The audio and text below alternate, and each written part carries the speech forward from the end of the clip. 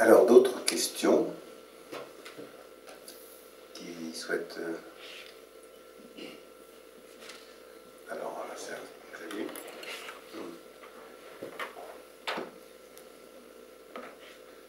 J'en avais deux, mais tu viens de répondre à une des questions qui était celle de la cohérence entre les perspectives d'une économie renouvelée servicielle et le succès du rapport de subordination et de l'accès aux revenus par le travail.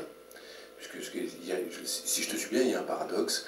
On ne peut pas être dans une production servicielle complètement performante si on n'est pas dans une construction, de coproduction, de co-évaluation, de colocalisation, de concomitance, etc., qui échappe à la subordination, qui échappe à la prescription. Et il se trouve que nous ne sommes pas très loin de l'apogée du succès de la formule salariale, puisque, de mémoire, ça doit être 2002, où on a atteint les près de 90%, ou 89 et quelque chose % d'accès aux revenus par le travail via le rapport salarial, et nous n'avons perdu qu'un demi-point, je crois, de 2002 à 2012, ou 2011 pour les dernières statistiques. Donc il y a quand même d'un côté, on constate qu'effectivement, on veut plus d'initiative, plus d'intelligence, plus de coopération, et moins de subordination, moins de prescription, et on l'argumente par le serviciel, mais de l'autre, le salariat n'a jamais eu autant de succès. Et le bonheur, c'est quand même le CDI, quoi. C'est-à-dire ce que nos camarades syndiqués appelaient au début du siècle précédent, enfin de l'avant du siècle d'avant, la pire des situations après l'esclavage, le salariat, puisque c'était... Mais je passe. Je reviens sur le truc, moi, vraiment, pour le coup, j'entends bien, y compris avec la séance que tu nous prépares pour la prochaine fois, c'est l'économie de la fonctionnalité et le lien aussi avec le développement durable. Mais restons sur le service. C'est vrai que intuitivement, je vois bien qu'il y a des hypothèses de croissance, il y a une demande infinie autour de la santé, autour de la sécurité, autour de l'éducation, autour des loisirs. Et là, je vois bien que si on double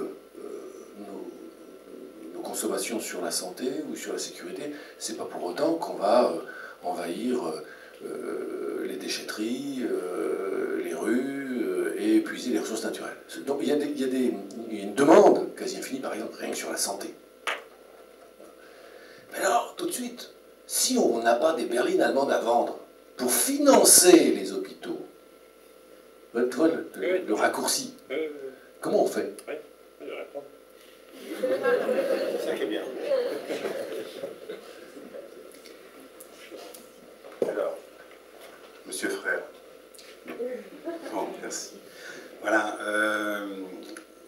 Je vais poursuivre un peu la question là, qui vient d'être posée, parce que un point qui me paraît très important dans ce que tu as dit, c'est le fait que le blocage, vraiment, auquel on se confronte aujourd'hui, c'est celle du revenu et de la croissance des revenus. Alors naturellement, donc, ce que tu as appelé aussi la contrainte de solvabilité, et ce que tu indiques, c'est que pour ce qui concerne le développement des services, il faut ajouter une autre condition qui est l'accessibilité, la disponibilité temporelle de l'usager et du producteur, concomitante.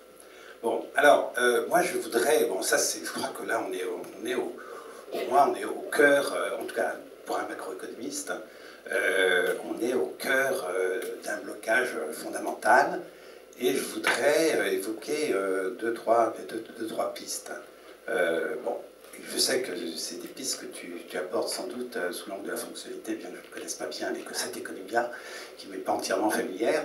Mais si, de manière, donc je vais donner deux, trois points. La finance, c'est pas ma tasse de thé, hein, dans le sens où le blocage de la progression des revenus, elle tient d'abord au prix du capital. Pour moi, c'est un point absolument fondamental. Tant qu'on n'arrivera pas à baisser le prix du capital, il n'y aura pas de croissance, il y aura pas de croissance de la demande, il n'y aura pas de croissance des revenus. Donc voilà, on est là dans une impasse, et bon, pour l'instant, naturellement, on croit qu'on passe à travers cette impasse, à travers la croissance des hauts revenus, en fait, qui tient la croissance, faiblement, et l'internationalisation. Donc, par contre, je vais quand même défendre la finance.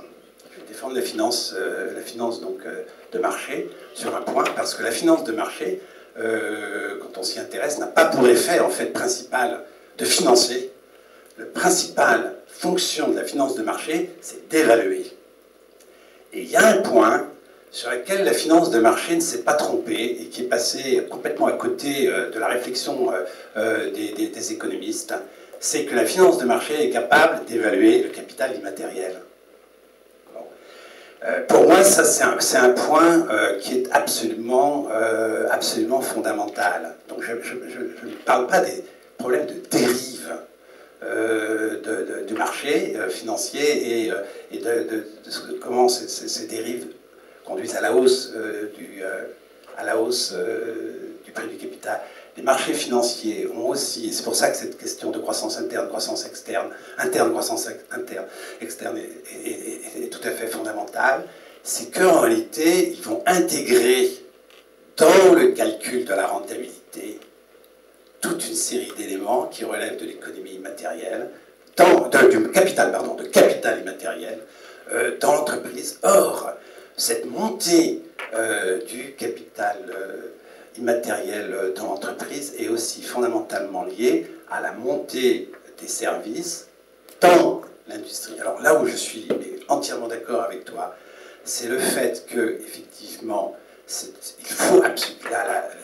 cet argument sur lequel, je suis désolé, je fais tout petit peu long, mais ça, je vais terminer tout de suite, sur l'argument selon lequel la baisse de la réduction de l'industrie, c'est le lendemain du choc pétrolier, c'est fondamental. Dire que ça précède la financiarisation, c'est absolument fondamental. Bon, parce que dire cela, ça oblige à inverser la vision qu'on a sur l'économie, et notamment sur le rapport que l'on doit établir entre l'industrie et les services. Mais ce qui m'a un peu gêné, sur quoi je voudrais t'interroger, c'est que moi je conçois les choses plutôt dans, non pas une opposition industrie-service, elle existe bien sûr, tu l'as souligné, et c'est les services qui attirent l'industrie, mais comment on peut trouver des complémentarités? Moi ce qui m'intéresse, c'est comment on peut trouver des complémentarités, comment on peut trouver des phénomènes d'osmose. Bon, moi je les vois à travers la finance, ces phénomènes d'osmose, et je les vois à travers les stratégies des entreprises, notamment à travers les stratégies de croissance externe. Bon. Donc là, il me semble qu'on peut montrer quand même que le service tire l'industrie parce qu'elle transforme l'industrie, notamment sur la question du capital.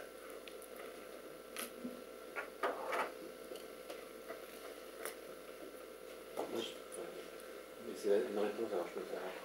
Alors, bon, alors ben, je vais les prendre dans l'ordre parce que ça me va très bien. Comme tu dis, c'est un prolongement des questions de celle de Xavier Baron. Tu n'as pas voulu réinciter sur ta première question, sur la question du rapport salarial, mais moi je vais quand même y revenir parce que, bon, je ne me rends pas compte, les personnes qui sont ici se sont habituées du point de vue de la théorie économique, à discuter aussi des thèses qui en théorie économique, et en particulier des thèses qui relèvent de la théorie de la régulation. Dans la théorie de la régulation, qui est quand même la théorie dans laquelle, de référence de beaucoup de contestataires, disons les choses comme ça, des gens qui essayent de développer un point de vue critique sur la dynamique économique. Il n'y a pas que ça, mais c'est un point de référence important en France, et pas seulement en France, dans le monde, sur la posture critique vis-à-vis de la... Il y a quelque chose qui est très important, qui est l'idée de la place des institutions dans la régulation de la dynamique économique. Et donc, il y a la place des institutions dans le rapport salarial, c'est-à-dire la place des institutions au regard du travail. Et la difficulté qui est posée à la théorie de la régulation, moi j'ai été nourri par ça, et en même temps, j'ai un point de vue un peu critique, pas seulement un peu, j'ai un point de vue en tout cas assez critique vis-à-vis de cette théorie de la régulation, c'est que il n'est pas expliqué les conditions dans lesquelles ces dispositifs institutionnels sont amenés à changer. Pourquoi? C'est-à-dire qu'il y a une volonté de comprendre, il y a une analyse qui reste avec une espèce de dérive institutionnaliste. Alors on le retrouve, pourquoi je reprends ça? Parce qu'on le retrouve à propos de la question du travail et du rapport salarial. on ne va pas pouvoir expliquer les changements de rapport salarial si on ne comprend pas que le travail réel déborde le rapport salarial. C'est très important. C'est-à-dire que, en gros, si vous voulez, ce qui est issu de l'histoire à travers les règles salariales, donc tout ce qui constitue l'ensemble des dispositifs institutionnels qui régulent le travail dans son activité, tous ces dispositifs institutionnels, en fait, essayent de cadrer la question du travail. Mais le travail réel déborde ça. Et ce qui est important, et justement, il le déborde parce qu'il est en contestation, pas politique, mais il est dans le mouvement réel des choses, il n'est pas en conformité avec les dispositifs institutionnels. Le travail réel, le travail que opèrent les uns et les autres, n'est pas en conformité. C'est ça qui est intéressant, parce qu'à travers cette non-conformité du travail réel par rapport au prescrit, c'est-à-dire par rapport aux dispositifs institutionnels qui prescrivent des choses, il y a là la ressource pour changer ces dispositifs institutionnels. Il y a là un élément de compréhension du monde réel pour transformer cette affaire-là. C'est-à-dire qu'il faut s'y intéresser. Et c'est vrai que la dynamique de service aujourd'hui est beaucoup plus heuristique, c'est nous informe beaucoup plus sur les conditions dans lesquelles ça peut changer que les situations manufacturières. Parce que cet espace de sorte, je dirais, de débordement par rapport au prescrit est beaucoup plus important dans le monde des services que dans le monde manufacturier au sens d'activité manufacturière, beaucoup plus important. C'est pourquoi le fait que, je veux dire, il y a un lien, si tu veux, c'est pour ça que je reviens sur ta question, pas vraiment posée, mais pour moi c'est très important, c'est que le rapport social de travail déborde le rapport salarial. Et ce rapport social de travail, on le voit en puissance dans les activités de service, parce qu'on n'arrive pas à contrôler dans les activités de service, compte tenu de cette coût de production, comme on arrive à contrôler dans les activités manufacturières. Donc il y a une chance historique, on pourrait dire ici, d'arriver en s'intéressant à ça. Et alors c'est là où tu as raison, Renaud, on va y revenir, à travers cette expérience-là, changer, y compris le monde industriel. Enfin, y compris le monde industriel. Donc, je suis tout à fait d'accord avec ta remarque, Renaud, quand tu dis je ne cherche pas à opposer, et moi non plus d'ailleurs, je ne cherche pas à opposer. Simplement, au démarrage, je suis obligé d'opposer parce que sinon c'est de la confusion. Si on n'arrive pas à repérer ce qui se joue de différent dans la dynamique des services par rapport à l'industrie, on fait de la confusion. Et donc on va en particulier plaquer le développement industriel sur les activités de service. Donc au début, dans mes argumentations, dans ma façon d'exposer les choses, je pars de la différence. Mais là où tu as tout à fait raison, parce que je ne cherche pas à les opposer, je cherche ensuite à les articuler, même à donner un devenir, un avenir à la question des activités industrielles. Et je vais après revenir sur ce que tu dis, parce que je partage complètement, en tout cas, l'intention de ton propos. Donc ça, c'est la première chose. Donc, d'une certaine manière, les activités de service, c'est l'occasion de voir une réalité du travail tout à fait intéressante et pertinente, parce que c'est plus fort, voilà. Le travail réel, le rapport social de travail déborde beaucoup plus, avec beaucoup plus de puissance, là qu'ailleurs, le rapport salarial, et donc il y a des capacités de repérage, des enjeux de transformation du rapport salarial également, qui proviennent de cette expérience-là. D'ailleurs, pour vous dire les choses, je pense que cette expérience de service, elle intègre les cadres. Alors que jusqu'à maintenant, la plupart des gens qui s'intéressaient aux rapports sociaux disaient les cadres, voilà, soit c'est marginal, soit des vendus. Mais pas du tout. Pas du tout. Parce que les cadres, toutes les promotions intermédiaires, y compris les cadres intermédiaires, qui sont complètement confrontés à cette question. Parce qu'en réalité, ils sont engagés par l'activité de service. Et donc cette expérience de cadre intermédiaire, soit plus élevée, est une expérience tout à fait intéressante. Tout à fait intéressante pour comprendre comment, à travers cette expérience, il y a une capacité de transformer la situation ailleurs, y compris, encore une fois, la situation industrielle. Et donc, même en termes de situation d'analyse de classe, si on reprend des vieilles expressions, c'est-à-dire quels sont les groupes sociaux moteurs d'une avancée nouvelle, vers les services qu'ils vont regarder, y compris vers les cadres. Le deuxième point sur lequel je voulais revenir dans ce que tu disais, c'était le rapport finalement à la question de la demande en santé, en sécurité, en culture. Et on dit, mais comment on va vendre nos Mercedes? Parce que comment on va faire? On n'a pas de Mercedes. Mais si, ce sont des Mercedes. Le Louvre-Lens, c'est une Mercedes. Le Louvre-Lens, c'est une innovation absolument extraordinaire. Absolument extraordinaire. Il faut voir le succès de l'installation du Louvre-Lens, la condition dans laquelle s'attire un nombre de touristes et donc de revenus extérieurs qui rentrent, parce que c'est une exportation. Quand les touristes viennent au Louvre-Lens, c'est comme si tu vends des Mercedes. Bon. Donc, c'est des revenus, des circulations de revenus absolument considérables.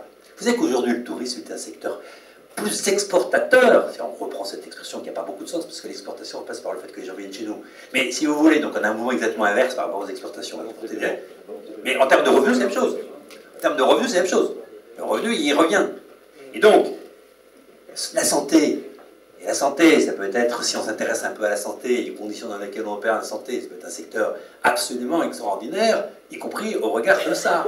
Donc là, il ne faut pas du tout percevoir la dynamique culturelle de santé. Son troisième exemple, c'était de sécurité, je vois un peu moins bien, mais en tout cas, de demande de santé, de demande culturelle, d'autres, que ces activités ne sont pas des activités qui sont non insérées, comme on disait autrefois, dans la division internationale, dans les relations d'échanges internationaux, y compris de flux. Simplement, ça passe par des formes qui ne sont pas les mêmes. C'est-à-dire, par exemple, on ne peut pas s'intéresser uniquement à la qualité du service. Alors, c'est une conférence que je vais faire, je t'invite. Là, cette fois-ci, dans mon laboratoire universitaire du CNRS, à Paris 7, je crois que c'est la semaine prochaine, jeudi prochain, sur l'internationalisation des services. Bien, j'ai une conférence là-dessus, particulièrement sur ce point-là. Et si tu veux, j'ai écrit un article, je l'enverrai, sur cette question qui va apparaître dans un ouvrage collectif. Si tu veux, on sous-estime complètement la place de la dynamique des services dans les flux au niveau international. Alors, ça ne veut pas dire qu'il faut renoncer à construire des Mercedes, maintenant, ce que je suis en train de dire. Mais ça veut dire quand même que le seul argument qui est de dire comment on va financer à travers les exportations avec les services, on n'est pas capable de financer, il tombe. Bon, maintenant, ça ne veut pas dire qu'il faut envisager la désindustrialisation comme un avenir souhaitable. C'est pas ça que je dis non plus. Mais en tout cas, cet argument au regard des exportations, il tombe. Parce qu'on peut avoir absolument, dans un pays comme le nôtre, une forme de spécialisation dans des services culturels, de santé, sportifs ou autres, etc., de mobilité, qui sont particulièrement importants. Alors, et en plus, on a des atouts considérables en France là-dessus. Bon. Juste un dernier point sur la question des services, c'est que cette attractivité des services, elle va être liée à la qualité des territoires. Parce que dans les services, non seulement il y a la question de la qualité du service, au sens de qualité du produit, ta Mercedes, mais il y a la qualité de l'accessibilité à ces services. La qualité de la relation de service, la qualité de l'écoute, la qualité des dispositifs horaires, la qualité de la mobilité, les conditions dans lesquelles cette mobilité donne accès à une variété de services.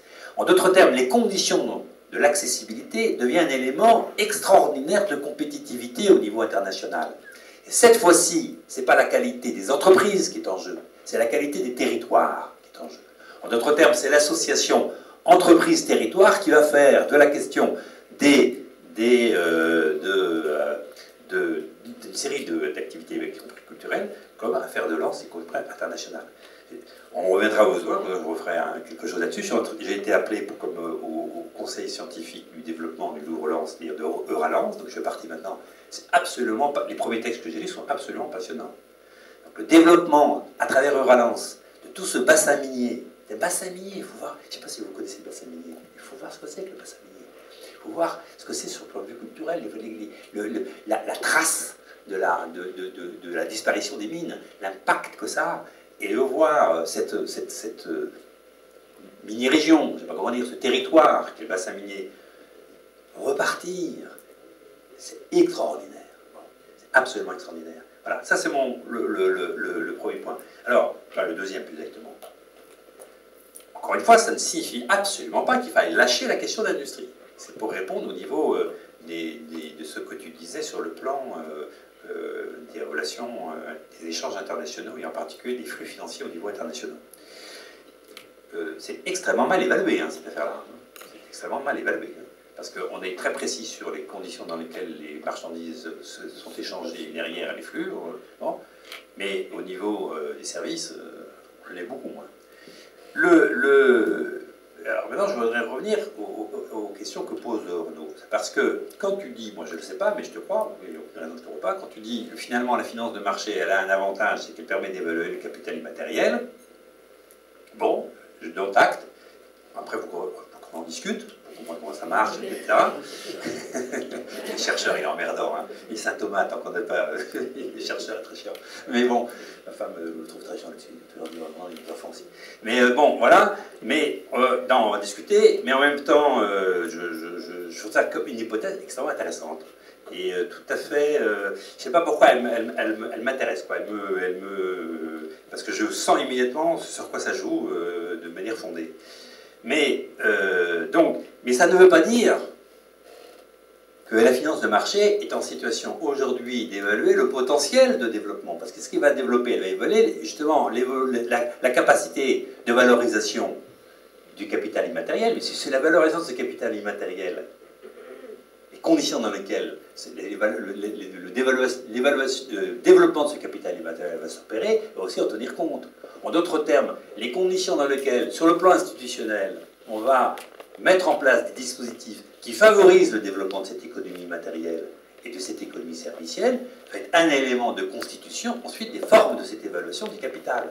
Donc ce que tu es en train de dire, moi, conforte, mais je n'ai pas d'ailleurs vécu comme quelque chose qui cherchait à prendre le contre-pied, mais bien quelque chose de complémentaire, et en revenant quand même, comprenant quels sont les critères d'évaluation, c'est ça qui va m'intéresser dans discuter avec toi, c'est quels sont les critères qui, selon toi, à travers la finance de marché, il y a l'approche de ce capital immatériel, et en quoi cela pourrait évoluer compte tenu des conditions dans lesquelles cette économie matérielle, aujourd'hui, est en capacité ou pas de se développer, et en particulier, est-ce que la pertinence des dispositifs institutionnels est au rendez-vous de cette question? Parce que l'un de mes grands problèmes, comme économiste, mais aussi dans la Thémis, le grand problème, c'est quels sont les dispositifs institutionnels pertinents pour soutenir le développement d'une telle économie. En d'autres termes, par exemple, est-ce que les dispositifs institutionnels d'innovation sont à la hauteur du problème de l'innovation servicielle? Non. Je suis en train de développer dans le Nord-Pas-de-Calais toute une série d'initiatives qui visent l'innovation institutionnelle pour soutenir une innovation d'ordre serviciel, de telle manière qu'on invente de nouveaux mécanismes institutionnels, notamment dans les rapports avec le monde des sciences de l'université. Le rapport du monde à l'université est imbriqué dans une conception de l'innovation de produits, de l'innovation industrielle. Les relations entre les secteurs d'activité et les entreprises sont des rapports qui ne sont pas des rapports de coopération, qui sont des rapports, on pourra en parler aussi, mais en tout cas, qui sont défaillants par rapport à la question de l'innovation servicielle. Pour une raison simple, c'est que le rapport de la connaissance aux sciences expérimentales n'a rien à voir avec le rapport à la connaissance des sciences sociales. Les sciences expérimentales peuvent s'appuyer sur le vrai et le faux à travers un rapport au vrai et au faux dans lequel on va vite converger à travers l'expérience et l'expérimentation. En sciences sociales, le rapport au vrai et au faux ne fonctionne pas comme ça. Et ça explique aussi les difficultés qu'il y a en sciences économiques pour progresser. Et le rapport du coup aux entreprises doit être entièrement repensé. C'est d'ailleurs une des raisons pour lesquelles nous avons créé Athémis. François, moi et d'autres. On a créé Athémis pour repenser le rapport des sciences sociales, des gens comme nous, des chercheurs, en sciences sociales, économistes, économes, sociologues, psychologues, voilà, au monde des entreprises et au monde des institutions. Voilà. Alors, maintenant, le dernier point, c'est quelles sont les complémentarités. Moi, je suis tout à fait d'accord sur la question de l'importance des complémentarités. Alors, il me semble que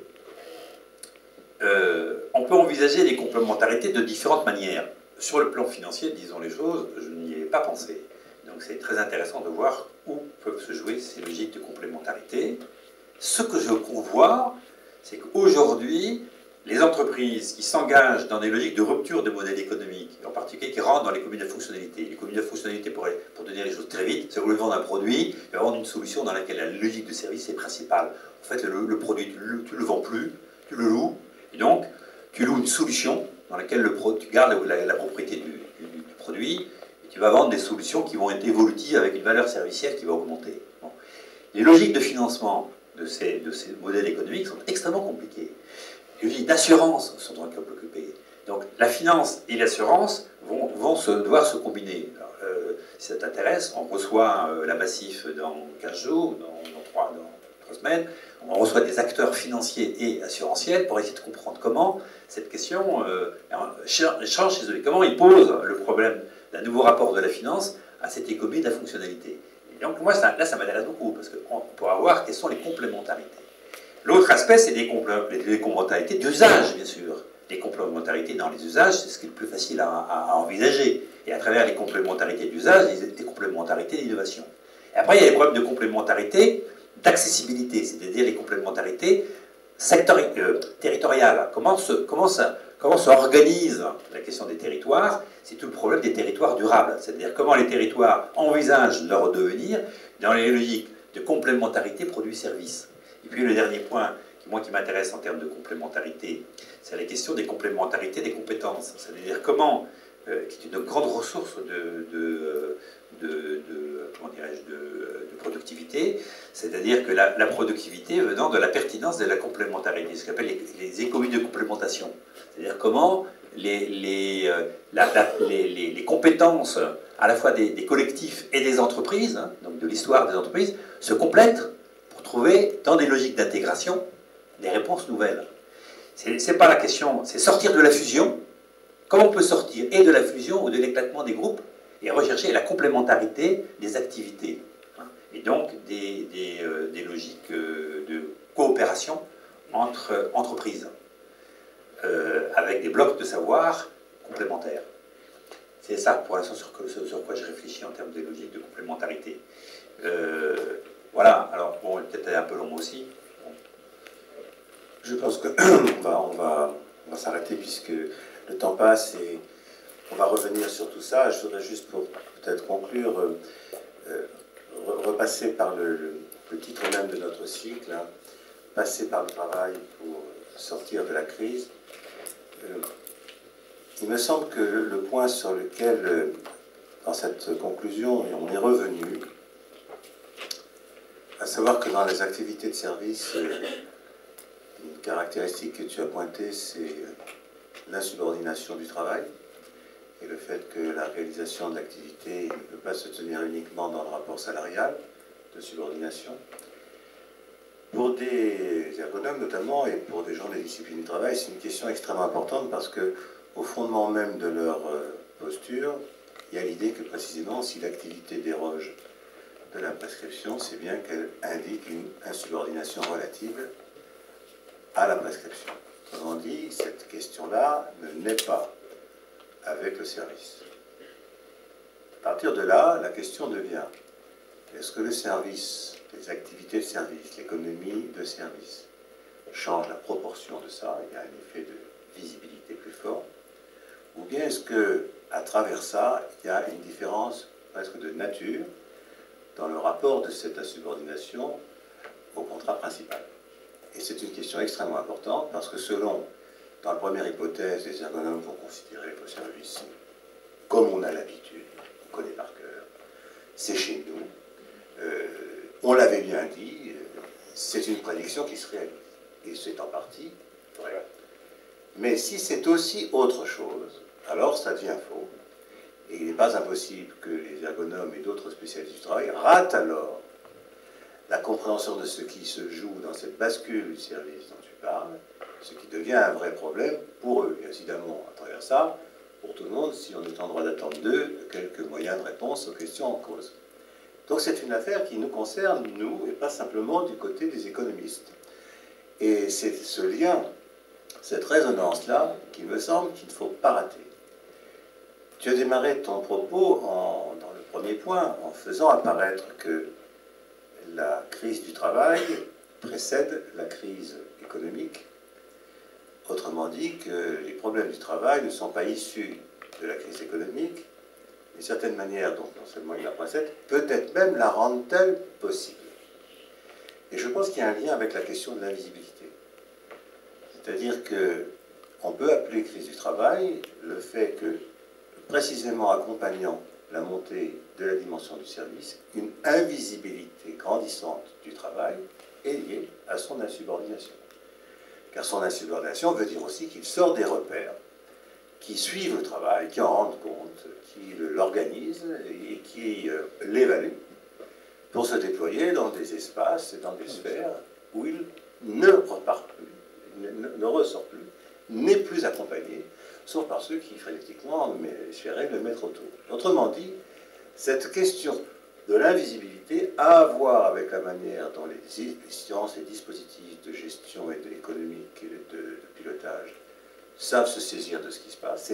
C'est un rapport extrêmement fort, d'où l'enjeu pour nous justement de ce lien entre des disciplines de type ergonomico-psycho et des disciplines de type éco-gestion. C'est inédit ailleurs, mais c'est au fondement d'Athénie. Parce que c'est cette analyse-là qui pose justement la nécessité de les relier, sinon on ne peut pas s'en sortir. Et derrière ça, notre idée, c'est que c'est parce que le travail déborde qu'il échappe à la possibilité d'être suivi, compris, accompagné et donc valorisé. L'enjeu donc, c'est, y a-t-il nécessité pour nous de penser une approche servicielle du travail, et pas simplement d'en faire l'analyse dans les activités de service, qui changerait la façon de faire l'analyse du travail et de mener les interventions dans le travail et de concevoir les dispositifs d'évaluation de l'activité. Ça, c'est notre affaire dans le processus, enfin dans le projet, pardon, de ce cycle. Passer par le travail pour sortir de la crise, c'est par là que se fait le lien qu'on va essayer donc de développer dans les séances à venir. Je crois qu'on peut déjà annoncer que la prochaine, ce concernera la possibilité pour toi de terminer ce que tu as annoncé, donc il a fait un peu de teasing, là, donc maintenant, enfin, vous teniez jusqu'à la prochaine. Et puis pour les celles qui suivront, on n'a pas encore arrêté le programme, mais on sera dans l'esprit de ce que je viens d'indiquer. Voilà, merci à tous.